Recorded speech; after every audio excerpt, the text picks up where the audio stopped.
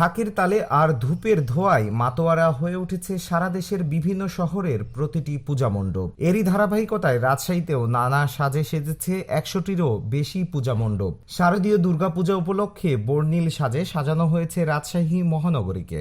আনন্দ ও উদ্দীপনার মধ্য দিয়ে দুর্গা উৎসব উদযাপনে মহানগর জুড়ে নিরাপত্তা ব্যবস্থাও জোরদার করা হয়েছে।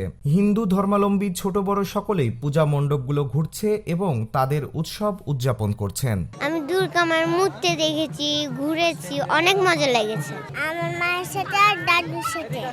শারদীয় দুর্গাপূজা উপলক্ষে জাতীয় নাগরিক পার্টি রাজশাহী জেলা ও মহানগর কমিটির উদ্যোগে রাজশাহীর বিভিন্ন পূজা মণ্ডপ পরিদর্শন করা হয়েছে। মঙ্গলবার সন্ধ্যা পর অনুষ্ঠিত এই কর্মসূচিতে জেলা, মহানগর ও বিভিন্ন উপজেলা কমিটির নেতৃবৃন্দ অংশগ্রহণ করেন। পরিদর্শন কর্মসূচিতে জাতীয় নাগরিক পার্টি কেন্দ্রীয় কমিটির সংগঠক ও রাজশাহী অঞ্চলের তত্ত্বাবধায়ক জনাব ইমরান ইমন উপস্থিত ছিলেন। এছাড়া রাজশাহী মহানগর এনসিপির প্রধান সমন্বয়কারী মুবাশ্শের আলী, জেলা যুগ্ম সমন্বয়কারী নাহিদ ইসলাম সাজু, মহানগর শ্রমিক উইংসের সমন্বয়কারী আবির হাসনাত রুদ্র সহ দলের বিভিন্ন পর্যায়ের নেতৃবৃন্দ অংশগ্রহণ করেন। নেতৃবৃন্দ পূজা মণ্ডপগুলোতে উপস্থিত হয়ে হিন্দু ধর্মাবলম্বী নাগরিকদের শুভেচ্ছা জানান এবং ধর্মীয় সম্প্রীতি, শান্তি ও ভ্রাতৃত্ব বজায় রাখা ও যে কোনো প্রয়োজনে তাদের পাশে থাকার অঙ্গীকার ব্যক্ত করেন। এই বড় শারদীয় দুর্গা উৎসব এর আগেও হয়েছে, এবারও হবে।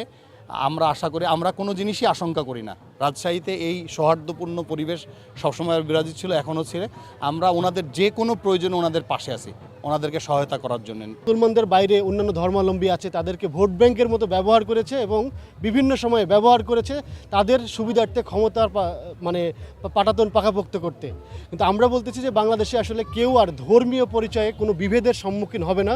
বিভিন্ন পূজা মণ্ডপের পূজা কমিটির সদস্যদের সাথেও কথা বলেন। তারাও তাদের বিভিন্ন মতামত প্রকাশ করেন এনসিপি নেতৃবৃন্দর কাছে।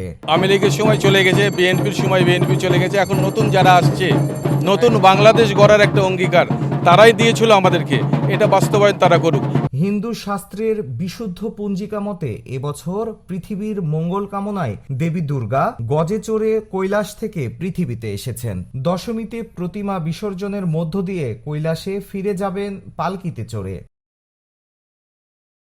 Rajib, mirror news, Rajshahi.